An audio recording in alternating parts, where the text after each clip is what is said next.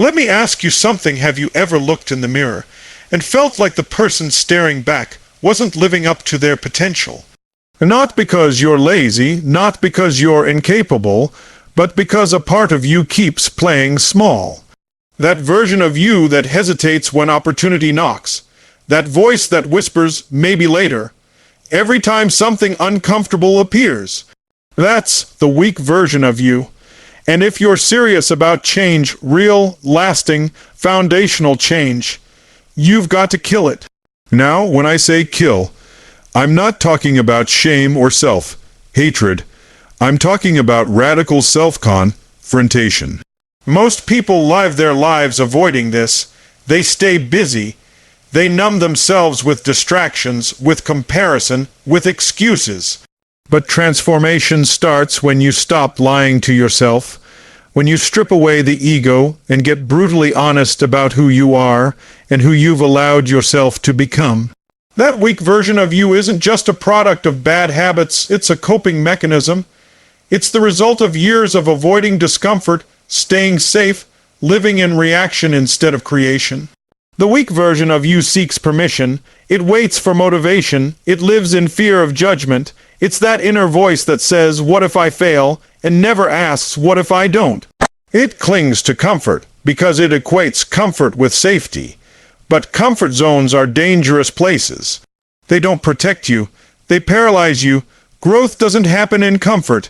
It happens when you're uncomfortable, uncertain, and still choose to move forward.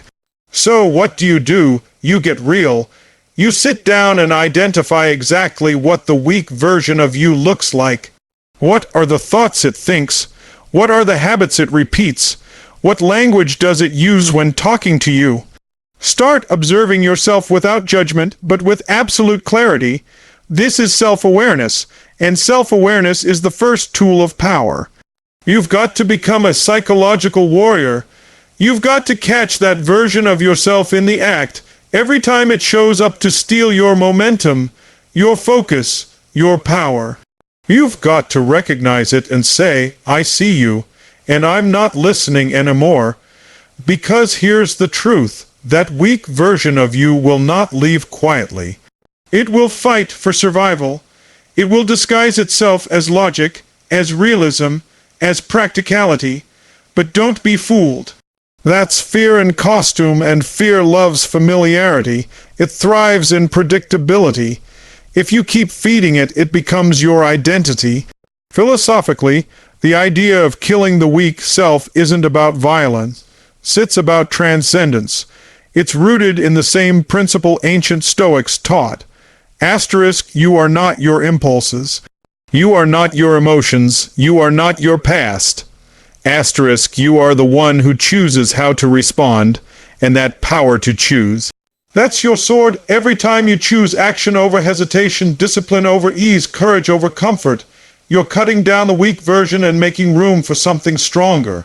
And let's be clear, the weak version of you didn't appear overnight. It was built slowly, through repetition, through settling, through listening to the wrong people and living by the wrong standards. But guess what? Anything built can be broken down, and once it's broken down, you can rebuild. But not before you take it apart, piece by piece. Start by rejecting passivity. Start by catching your language. Are you constantly saying, "I'll try"? Replace it with, "I will." Do you say, "I don't have time"? Replace it with, "It's not a priority." Be ruthless with your vocabulary, because your words reflect your beliefs, and beliefs shape identity. And above all, stop seeking validation. The weak version of you lives to be liked. The strong version of you lives to grow. You've got to choose. The truth is, you will outgrow people, environments, even parts of yourself. That's not failure, that's evolution. Listen, the goal here isn't perfection. The goal is asterisk alignment. Asterisk, it's about aligning who you say you want to be with how you actually live. That's integrity, and when you operate from integrity, the weak version of you can't survive. It has no room to breathe. Because you've stopped feeding it with indecision, excuses, and procrastination. If you want to change your life, kill the version of you that's been standing in the way. Do it with clarity, with courage, and with commitment. Don't wait for the perfect moment. It doesn't exist. There is no right time. The only time is asterisk now. Asterisk because the version of you that's coming, the one you're rebuilding, it doesn't negotiate with fear. It doesn't bend for comfort. It doesn't wait for approval. It asterisk decides asterisk. And that decision is the beginning of everything. You've made the decision to kill the weak version of yourself. Good. But here's where most people stop. They confront their excuses, recognize their self-sabotage, maybe even cut out a few toxic habits or relationships. And then they wait. They wait for some spark, some wave of inspiration, some magical moment when transformation feels easy. Let me tell you something important: growth never feels easy. It feels like discipline. It feels like pain. It feels like doing the thing you don't want to do, asterisk, because asterisk, it's the thing that will make you stronger. That's the truth most people aren't ready to hear. The moment you let go of the weaker version of yourself, the void it leaves behind demands to be filled. And what fills that space will either be more of the same, or something new, something forged through discomfort, challenge, and relentless consistency. Because rebuilding yourself doesn't happen through motivation. It happens through structure, through discipline, through choosing progress over pleasure, growth over ease. The weak version of you chases comfort. It's addicted to short-term pleasure, sleeping in, scrolling endlessly, procrastinating under the illusion of rest. But discipline is about long-term power. It's about showing up when you don't feel like it, about pushing through the internal resistance, about doing what needs to be done whether you're inspired or not. And here's the paradox: the more disciplined you become, the more asterisk freedom asterisk you actually have. Freedom from chaos. Freedom from regret. Freedom from being ruled by your emotions and circumstances. Think about this philosophically for a moment. Comfort isn't just a physical state, it's a psychological trap. The mind naturally seeks predictability, routine, and minimal resistance. That's a survival mechanism, and it worked well when we lived in caves. But now, that same instinct is what kills dreams. Comfort is the modern-day cage for potential. You don't find fulfillment in doing what's easy. You find fulfillment in asterisk overcoming asterisk, in becoming someone you once thought you couldn't be, and the vehicle that gets you there. Pain, not pain for the sake of suffering, but pain as a signal, pain as a teacher, pain as the proof that you're stepping outside your limitations and into your evolution. Pain, in this context, is a sign that you're alive, fully alive, not numb, not checked out, not existing on autopilot. It's the cost of transformation, and it's worth every second. The people who transform their lives, who actually rebuild themselves from the ground up, aren't special. They're not more talented, more connected, or more gifted than you. They're just more consistent. They don't operate on how they asterisk feel asterisk. They operate on what they've asterisk decided. Asterisk, that's the difference. They've made peace with the pain. They've accepted that growth demands sacrifice. That becoming the strongest version of yourself will require giving up things that feel good in the moment, but steal from your future. So how do you start rebuilding with discipline? You begin by keeping the promises you make to yourself, no matter how small. When you say you're going to wake up at 5 a.m., do it.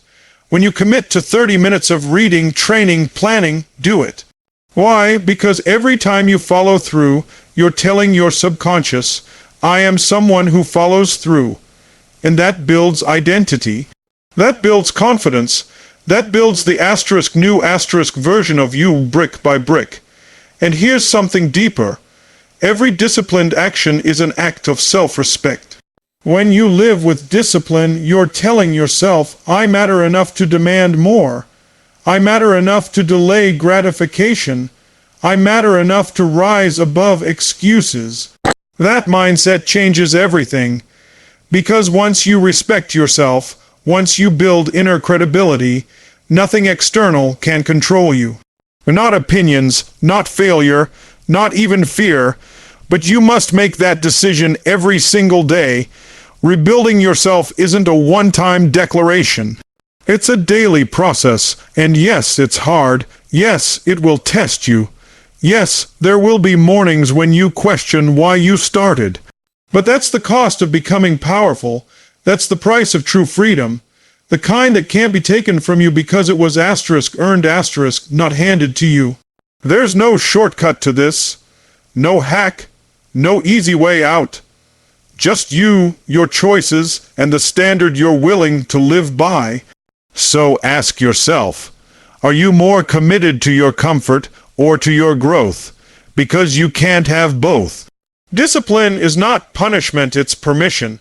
Permission to step into the person you were always meant to be. And if you're serious about leaving the weak version of you behind, then this is the path. Uncomfortable, demanding, but absolutely worth it. Comfort never built anything worth remembering. Discipline does. So you've confronted the weak version of yourself. You've made the decision to stop feeding it, to tear it down. You've embraced the pain that comes with growth, the discomfort, the discipline, the consistency. Now what? Now comes the part most people never get to, the rebuilding, and make no mistake.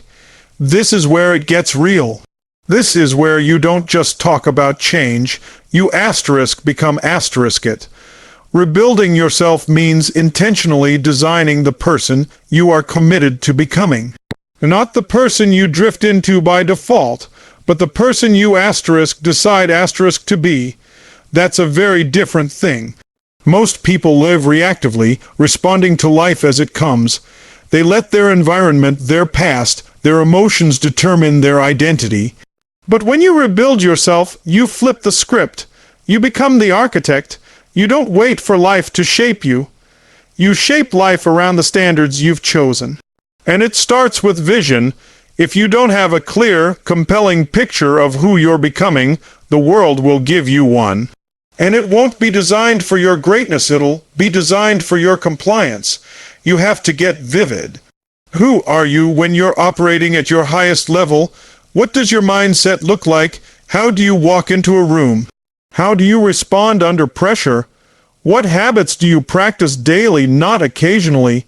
You have to see it, hear it, feel it. Your nervous system has to become familiar with it, because you can't become what you can't clearly imagine. But vision without action is hallucination. Once you've decided who you're becoming, you need relentless execution. Not perfect execution, relentless.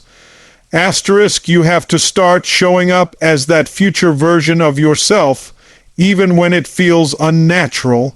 Especially when it feels unnatural, because the new you doesn't emerge through comfort, it emerges through conscious repetition, through daily alignment between intention and behavior, and every single time you act in accordance with that higher version of you, you reinforce the foundation. You're laying bricks, you're becoming solid, but let's go deeper for a second.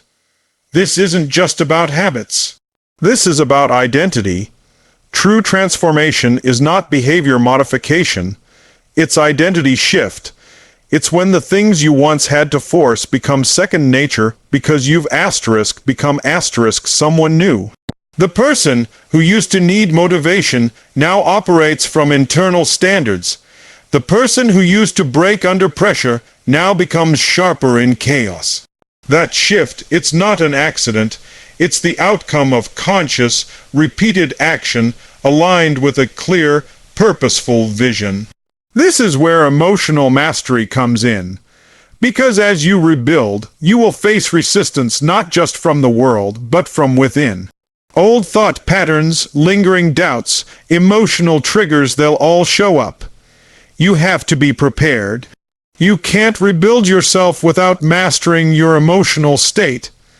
That means developing awareness of your inner world. That means noticing the moment you're slipping into old stories, catching yourself in doubt, and choosing a different narrative. You have to manage your state like a warrior. You have to protect your focus like your life depends on it. Because in many ways it does. And along the way, you're going to lose people. You're going to outgrow environments, conversations, relationships that no longer serve the person you're becoming. That's not arrogance. It's alignment. Don't shrink to fit. Don't apologize for raising your standards. Don't wait for people to understand a version of you they've never met. Your vision is yours, not theirs. And if you're waiting for everyone around you to get on board before you evolve, you'll never evolve. Some people will resist your growth because it highlights their stagnation. Love them, but don't let them hold you back. Rebuilding also means setting boundaries with others and with yourself. You need rules, you need a code. Because without boundaries, you will drift, and drift is the enemy of destiny. What time do you wake up? What do you tolerate? What do you no longer entertain? What deserves your energy and what doesn't? These aren't small questions. These are the guardrails of transformation. You cannot rebuild a strong structure on shaky values. You need clarity. You need consistency. You need conviction. This is the long game. This is a daily commitment to rise above the noise, to stay focused, to protect the vision. You don't get there by accident. You get there by being intentional, by being disciplined, and by being relentless. And here's the truth every day. You're either feeding the old self or building the new one. There is no neutral. There is no pause button. You are always becoming something, so ask yourself right now, what am I becoming? Who am I building? Because the future isn't something you wait for. It's something you build brick by brick, day by day, decision by decision. Don't just kill the weak version of you, replace it with someone the old you could never have imagined.